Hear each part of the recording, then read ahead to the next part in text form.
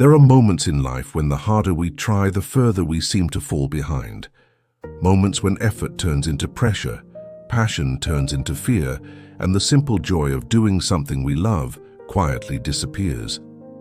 This story is for anyone who has ever felt overwhelmed by expectations. For anyone who has chased perfection so tightly that they forgot why they started in the first place.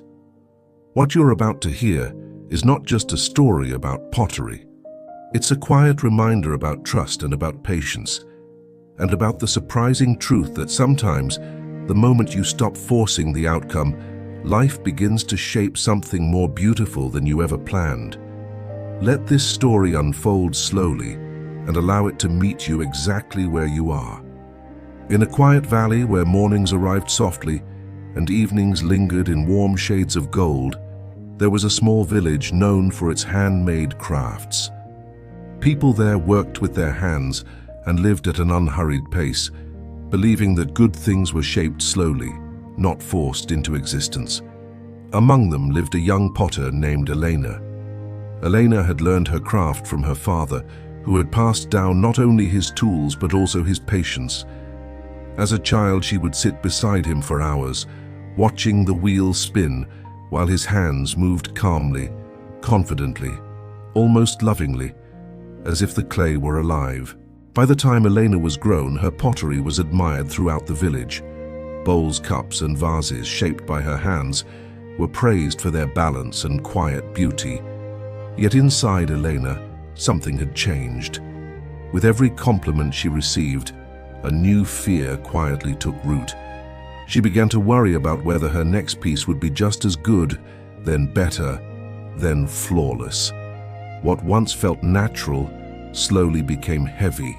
Each time she approached the wheel, her mind raced ahead to the finished product before her hands had even touched the clay. She imagined how the pot should look and measured herself against invisible standards. And the more she chased perfection, the more distant it seemed. Her hands, once steady, now hesitated, and the clay collapsed unexpectedly. Small imperfections felt unbearable. Elena would start over again and again, frustration tightening in her chest. At night, she lay awake replaying mistakes, doubting whether her talent had ever truly been real. One evening, after a long day of failed attempts, Elena left her workshop and wandered toward the edge of the village. The air was cool, and the sound of water drifting from the nearby stream carried a quiet comfort. She sat on a smooth stone, staring at her reflection in the water, feeling more tired than she had in years. As she sat there, a gentle presence approached. An older man named Thomas, known in the village as a master woodcarver, stopped beside her. His hands were rough from decades of work, yet his movements were calm and unhurried. He had carved doors, tables, and figures for nearly every home in the village, but what people remembered most about him was his peaceful nature. "You look troubled," he said softly. Elena hesitated, then let out a long breath and said, "I can't seem to make anything right anymore. I try so hard to create something perfect, but everything falls apart. I'm beginning to think I've lost what once came so easily." Thomas nodded, as if her words were familiar. He sat beside her without rushing to respond, and the stream continued its quiet song. "When I was younger," he finally said, "I believed the value of my work was measured by how perfect it looked when it was finished. Every flaw felt like a failure, and every mistake felt like proof that I wasn't good enough." Elena looked at him with curiosity. "I spent years carving while my mind was somewhere else," Thomas continued. "I worried about how others would judge the final piece. I rushed, I forced the wood, and the more I tried to control the outcome, the more disconnected I felt from the work itself." "So what changed?" Elena asked quietly. Thomas smiled, not with pride, but with understanding.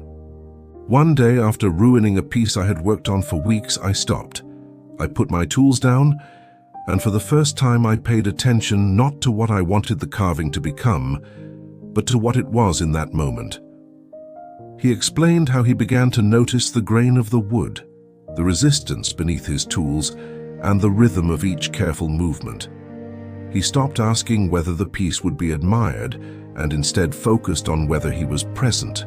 "That was the day my work changed," he said, "not because I tried harder, but because I stopped chasing an ending that didn't exist yet." Elena felt something loosen inside her. "So, you're saying I should stop thinking about how the pot will turn out?" she asked. "Yes," Thomas replied gently. "When you give all your attention to the future, you abandon the present, and the present is where your hands actually work." They sat together until the sky darkened and the first stars appeared. For the first time in weeks, Elena felt calm. The next morning, Elena returned to her workshop before sunrise. She cleaned her wheel, prepared the clay, and sat quietly for a moment before beginning. This time, she made a decision. She would not imagine the final pot. She placed her hands on the clay and focused only on the sensation beneath her fingers, the coolness, the weight, and the slow turning of the wheel. When her hands trembled, she noticed without judgment. When the shape shifted unexpectedly, she adjusted without frustration. She breathed. Hours passed without her realizing it. When she finally stepped back, she saw a pot unlike any she had made before. It wasn't perfect by the standards she once chased, but it felt alive, balanced, and honest. Over the following days, Elena continued to work this way. Some pieces turned out beautifully, others didn't. But she no longer attached her worth to the result. Each session at the wheel became an experience rather than a test. Slowly, her confidence returned, not the fragile kind built on praise, but the steady kind rooted in trust. Villagers began to notice something different about her pottery. There was a warmth in the pieces that hadn't been there before. Customers lingered longer in her workshop, drawn not only to the objects, but to the calm presence of the person who made them. Elena understood then that mastery was not about controlling outcomes. It was about showing up fully and allowing each moment to shape the work, rather than forcing the work to satisfy fear. One afternoon, as sunlight filled her workshop, Elena smiled to herself. The joy she once thought she had lost had never disappeared. It had simply been waiting for her to stop chasing perfection and return to the process. And from that day on, every pot she made carried that quiet truth within it.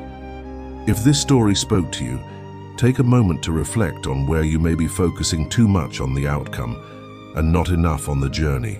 Sometimes the most meaningful results appear only after we let go. Thank you for listening. If you found value in this story, please like the video, share it with someone who may need it, and subscribe for more gentle stories and inspiration. Wishing you peace, patience, and trust in your own process.